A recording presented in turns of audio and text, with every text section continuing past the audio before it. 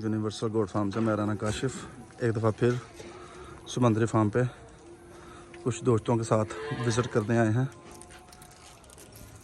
फ़रहान साहब माशाल्लाह। ਇਹਦੀ ਕਿੰਨੀ ਉਮਰ ਹੈ? ਇਹਦੀ ਉਮਰ तकरीबन होनी कुछ साल के करीब।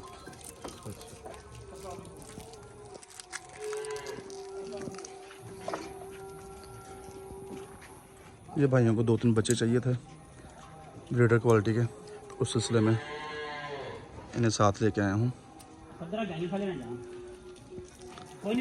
राना भाई साहब फैसलाबाद से।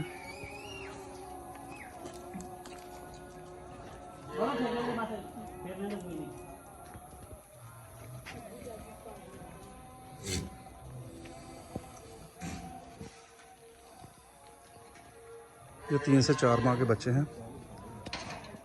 इनमें से भाई को 2-3 बच्चे चाहिए थे ब्रीडर क्वालिटी के, वो लेने आए हैं फरहान साहब से।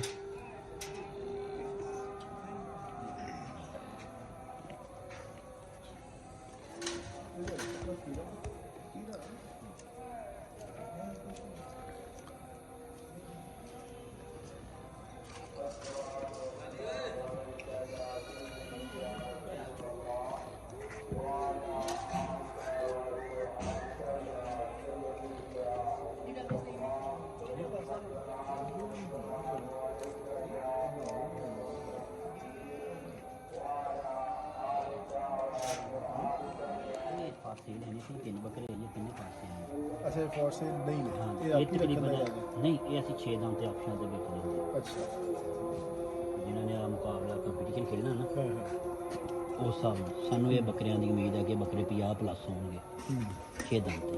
अच्छा ਉਸ ਵੇਲੇ ਤੋਂ ਵਿੱਚ ਕੁਝ ਕੈਂਸਲ ਵੀ ਹੋ ਜਾਂਦੇ ਆ 50 प्लस मीन ਕੱਲ अच्छा ਜਿੱਦਾਂ ਵੱਡੇ ਬੱਕਰੇ ਦਾ।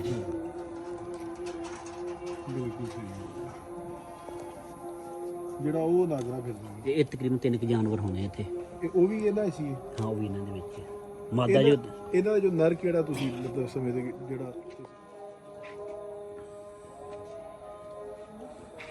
ਅੱਗੇ ਅੱਗੇ ਵਾਲੀ ਬਲੈਕ ਦੇਖ ਇਹ ਜਿਹੜੀ ਆ ਅੰਡੀ ਇੱਕ ਆ ਇੱਕ ਉਹ ਇੱਕ ਆ ਬਲੈਕ ਕਲਰ ਕਿਹੜਾ ਚਾਹੀਦਾ ਉਹ ਦੱਸ ਦਿਓ ਮੈਨੂੰ। ਕਾਲਾ ਚਿੱਟਾ ਕਾਲਾ ਕਾਲਾ ਡੱਬਾ ਆ ਚਿੱਟਾ ਡੱਬਾ ਕਾਲਾ ਕਾਲਾ ਡੱਬਾ ਨਾ ਕਾਲੀ ਚਿੱਟੀ ਕਾਲੀ ਚਿੱਟੀ ਆ ਇਹ ਸਾਹਮਣੇ ਖੜੀ ਹੈ ਦੇਖ ਲਓ। ਇਹ ਮਿਲਣੇ ਤੁਹਾਨੂੰ ਕੇਜੀ ਦੇ ਹਿਸਾਬ ਨਾਲ ਹੀ। ਅੱਛਾ